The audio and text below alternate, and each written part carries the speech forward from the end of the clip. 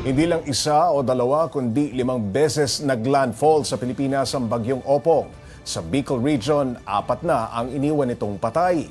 Hindi man direktang dadaanan, naghahanda na rin ang mga lokal na pamahalaan sa Metro Manila sa banta ng bagyo. Para bigyan ng mukha ang balita, may live report mula sa Maynila, si Mobile Journal Merimon Reyes. Merimon, kamusta ang sitwasyon dyan?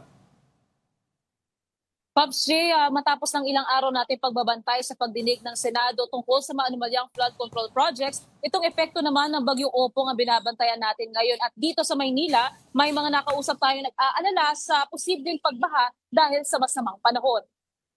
Bumuhos ang malakas na ulan at humambalos ang malakas na hangin sa mga dinaanan ng bagyong Opong sa Visayas at Bicol Region. Ayon sa Pag-asa, nakailang landfall na ang bagyo simula kagabi sa Eastern Samar, Masbate at 2 beses sa Romblon. Ngayong hapon, pinakamalapit sa Metro Manila ang bagyo kapag ito ay nasa bahagi na ng Mindoro. Kaya sa North Luzon Expressway o NLEX, siniklop na ang mga signage sa mga billboard. Habang may mga nakakalat ding pumapatrol sa highway, ang Manila Local Government naman naglabas ng listahan ng mga evacuation center. Kasama na rito ang Delpan Sports Complex, Melchora Aquino Elementary School, Francisco Balagtas Elementary School, Dapitan Sports Complex, Legarda Elementary School, Epifanio de los Santos Elementary School, Don Bosco, pati ang paaralang Hermenegildo at Yensa. The Manila Social Welfare Development ordered yesterday to prepare necessary hot meal if there will be an evacuees tonight. So it's going to be full hour and day monitoring ang gagawin namin dito sa MDRRMO at sa ating mga iba pang ahensya up to tomorrow. Kasi baka mas malakas yung bukas. Pabugso-bugso na ang malakas na ulan nang ikutin natin ang Maynila. Problemado naman ang ilang vendor. Mahina na nga raw ang kita dahil sa sinuspinding klase. Nangangamba pa silang aabutin ng baha ang kanilang pwesto at tahanan kapag nagtuloy-tuloy ang malakas na ulan. Para naman iba nga kikitain ko, para naman mapapatok akong trabaho, kaya matanda na ako. Malakas niya ulan, nabaha talaga. Kaya mababa dito ng lugar, New East. Matagal na raw nilang dinadaing ang mabilis na pagbaha sa lugar, kaya lalo nilang ikinagalit ang mga revelasyon patungkol sa anomalya sa flood control project. Pero ang magagawa na lang daw nila, magsikap para mabuhay ng marangal. Kaya hirad na kaupo. Kaya kita, hanggang lang kita pabuhay hanggang kailan kita kukunin ng Diyos. Kaya alam mo, yan ang ginagawa nila, paalala sa kanila.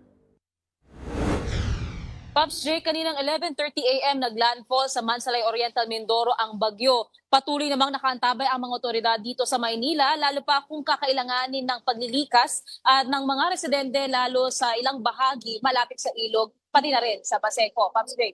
Merimon, nakikita ko dyan sa background mo, mukhang palakas ang pag-ihip ng hangin. Pops J, kaninang 2:30 doon natin huling naramdaman talaga yung mabigat na buhos ng ulan, bitbit nga ni Bagyong Opong. Pero ngayon, nakikita natin tuyo itong kalsada ng Espanya Boulevard, pero ang nakakasalubong naman natin ngayon ay yung malakas na ihip ng hangin, Pops J. Ano nga ginagawang paghahanda ng LGU para maiwasan ang pagbaha, Merimon? Pops J, doon sa forecast kasi ng Pag-asa, around 4 o'clock hanggang 8 o'clock p.m. mamaya, inaasahan yung mas mabigat talagang pagbuhos ng ulan dito sa Kamaynilaan. Kaya naman kanina umaga, itong Department of Public Services ng Maynila, maging ang Social Welfare Department nitong Maynila, nagsasagawa sila ng declogging operations, flushing operations, yung pag-aayos nila ng mga evacuation center kung sakaling kakailanganin magbukas. At ito namang Social Welfare Department, naka-ready na rin ang hot meals para sa mga magiging evacuees. Kanina lang din, tinignan din ni Manila Mayor Isko Moreno itong mobile pump doon sa Rojas Boulevard just in case daw nakakailanganin pagka tumaas o naipon ang tubig baha. Pops J. Diyan sa Maynila, Merimon, saang mga lugar ba dyan ang binabantayan dahil madalas bahain? Pops J, kanina ang nabanggit yung posibleng pag-high tide na binabantayan naman sa mga lugar na malapit sa ilog. So kasama na dyan, itong Isla Puting Bato, ang Barangay 279 Parola, Barangay 598 Dam Santa Mesa sa may San Juan River Banks. Tinitingnan din nila itong Baseco kasi nung huling bagyo, marami-rami rin ang mga naging evacuation operations during that time. Pops J. Merimon, may area ba dyan sa Maynila na nagpatupad na ng evacuation? Pops J, ayon sa Department of Social Welfare nitong Manila, as of 2 o'clock in the afternoon, na nananatili pa rin naka-standby itong mga evacuation sites mula sa 6 na distrito ng Maynila maging sa Baseco. So far, nakastandby pa rin doon itong mga medical response teams mula sa social welfare. And so far, wala pa nga evacuees na namamataan sa mga yon. Pops Ray. Sa mga oras na ito, Marymon, kamusta naman ang daloy ng trapiko dyan sa Maynila? Pops Ray, kung makikita mo dito, bukod sa wala kasing pasok ngayon tsaka bukas sa paaralan maging sa government offices, maluwag ang daloy ng trapiko pareho papuntang Quiapo, papunta rin sa Commonwealth.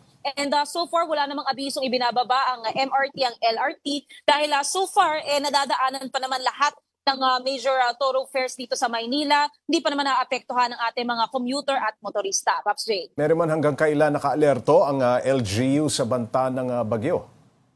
Pops Ray, sabi ni Mayor Isko, 24/7 daw ang kanilang pagmomonitor. Nagsimula kanina umaga hanggang bukas ng umaga pero maaaring ma-extend pa dahil inaasahan din nila na baka magkaroon pa ng mas malakas na pagbuhos ng ulan sa mga susunod na oras o kaya naman hanggang bukas. Pops Ray. Anong paalala ng Manila LGU sa mga residente, Marymon? Pops Ray, isa sa pinaka binobroadcast talaga nila is kung sakaling merong mapapasabak sa tubig baha, meron ng mga may mga ready nang ibigay muli sa mga health center maging sa pampublikong ospital nitong prophylaxis sa doxycycline. Yan ang magiging panlaban ng mga Pilipino, ng mga tao, lalo na yung sumasabak sa kalsada, laban sa leptospirosis.